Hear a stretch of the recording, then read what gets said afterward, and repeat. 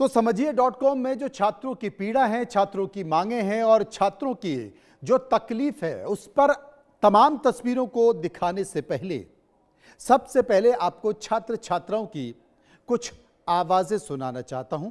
गौर से सुन लीजिए। स्टैम्पीड हो जाएगा, स्टैम्पीड स्टैम्पीड हो जाएगा।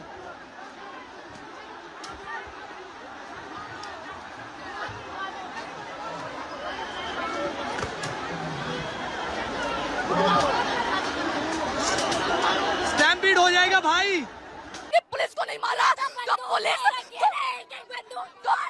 तो पुलिस हमें क्यों मार रही है? जब हम उनको कुछ नहीं कह रहे, अभी हम भी मारने लग जाए, लोग हम भी मारे।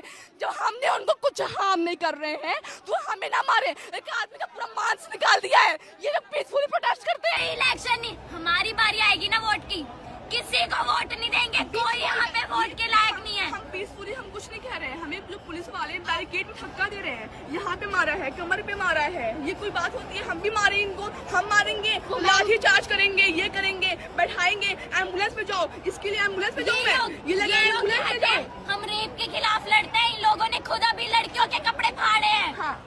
ये लोग लड़ेंगे क्या हमारे खिलाफ? सोनम जी को उन्होंने पकड़ा, जो क्रिमिनल्स हैं उनको नहीं पकड़ते इतनी जल्दी। ये तमाम तस्वीरें सोशल मीडिया पर घूम रही हैं। अब आपको एक तस्वीरें और दिखाता हूं कि छात्र पिटाई खाने को मजबूर क्यों हुए। ये तस्वीर आपके सामने बनी हुई है, इसे गौर से देखिए।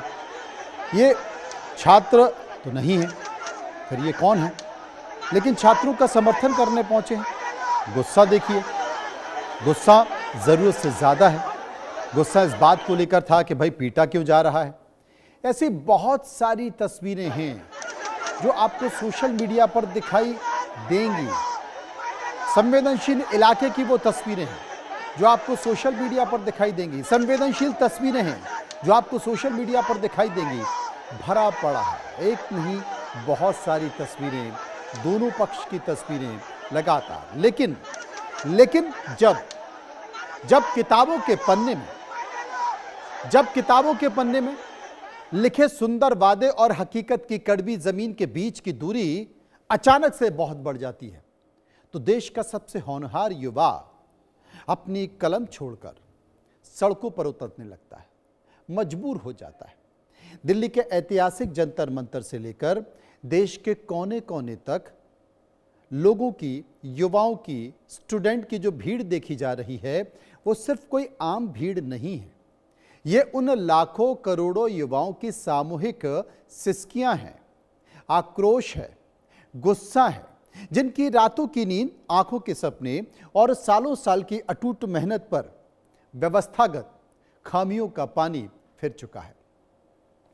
जरा कल्पना कीजिए उस मंजर की, जहां एक छोटे से 10 बाय 10 के कमरे में दिन रात एक करने वाले छात्र जब सुबह उठते हैं तो उन्हें पता चलता है कि जिस परीक्षा के लिए उन्होंने अपनी जवानी के सबसे बेहतरीन साल खपा दिए, वो परीक्षा या तो रद्द हो गई है या फिर उसका पर्चा पहले ही बाजार में बिक चुका है। आंखों में बड़े बड़े सपने, कंधों पर अपने परिवार की उम्मीदों का भारी बोझ और हाथों में विरोध की तख्तियां लिए ये छात्र आज बहुत ही बुनियादी सवाल पूछ रहे हैं। उनका पूछना है कि आखिर अपनी ईमानदारी और पढ़ाई के बदले उन्हें हर बार सिर्फ खोखले आश्वासन और तारीफों का इंतजार ही क्यों मिलता है। जंतर मंतर पर बिछी इन तिरपालों पर रातें गुजार रहे छात्र आज केवल अपने लिए नहीं बल्कि आने वाली पीढ़ी के लिए लड़ रहे हैं, जो अपनी काबिलियत के दम पर अपने भविष्य को संवारना चाहती है। लेकिन कम से कम ऐसे तो नहीं। किसी भी बड़े जन आंदोलन की शुरुआत अचानक एक ही दिन में होती नहीं है, बल्कि उसके पीछे असंतोष और निराशा की एक लंबी श्रृंखला होती है, जो पनप रही होती है, जो धीरे धीरे सुलग रही होती है। इस राष्ट्रव्यापी छात्र असंतोष की शुरुआत भी कुछ महीनों पहले आयोजित हुई और बेहद महत्वपूर्ण और बड़ी प्रतियोगी परीक्षा के दौरान हुई गंभीर गड़बड़ियों से मानी जा सकती है। परीक्षा खत्म होते ही देश के अलग अलग हिस्सों से अभ्यर्थियों के बीच ये बात फैलने लगी कि प्रश्न पत्र के उत्तर परीक्षा शुरू होने के कई घंटे पहले ही सोशल मीडिया पर अलग अलग प्लेटफॉर्म पर तैर रहे थे। शुरुआत में जब इन छात्रों ने इन गड़बड़ी, तकनीकी खामियां और लीक के दावे को लेकर संबंधित अधिकारी और परीक्षा कराने वाले संस्थाओं के सामने अपनी बात रखी, तो उनकी शिकायतों को सामान्य तकनीकी त्रुटियां या फिर कोरी अफवाह बताकर टालने की कोशिश की। कई राज्यों से इस तरह की तस्वीरें हैं, लेकिन जैसे जैसे समय बीतता गया, इंटरनेट, सोशल मीडिया पर परीक्षा केंद्रों की अव्यवस्था और प्रश्न पत्र लीक से जुड़ी ठोस प्रमाण तेजी से वायरल होते रहे, वैसे वैसे अलग अलग राज्यों के छोटे छोटे अध्ययन केंद्र और पुस्तकालय, कोचिंग हब से छात्र सड़कों पर निकल आए। पहले स्थानीय स्तर पर प्रशासनिक कार्यालयों के बाहर मोमबत्ती, जुलूस और शांतिपूर्ण धरने दिए गए, लेकिन जब सप्ताह बीत गया तो तमाम पारदर्शिता और संतोषजनक जवाब नहीं मिला। छात्रों का धैर्य पूरी तरह से जवाब दे गया। दिल्ली का जंतर मंतर देखते ही देखते दूर दराज से आए राज्यों से एनसीआर के साथ साथ हजारों छात्रों का केंद्र बन गया। बिहार, उत्तर प्रदेश, राजस्थान, मध्य प्रदेश, पंजाब, दक्षिण के राज्यों से भी यहां पर अभ्यर्थी पहुंचे और अपने अपने क्षेत्रों की कड़वी दास्तानें लोगों के साथ साझा की। यह तो स्पष्ट हो गया कि समस्या किसी एक राज्य या एक परीक्षा तक सीमित नहीं है, बल्कि पूरी जो चयन प्रक्रिया है उसकी विश्वसनीयता पर बड़ा सवाल लग चुका है। यह जो टीवी स्क्रीन पर आप एक वीडियो देख रहे हैं, अकेला एक वीडियो नहीं है, सैकड़े ऐसे वीडियो हैं, सैकड़ों, जो सोशल मीडिया पर घूम रहे हैं। एक वीडियो नहीं है, बहुत सारे वीडियो हैं। आपको धीरे धीरे दिखाएंगे हम कि कितनी ऐसी तस्वीरें। दिल्ली के जंतर मंतर पर इन दिनों छात्रों का गुस्सा सिर्फ एक परीक्षा या एक भर्ती तक सीमित नहीं दिख रहा था।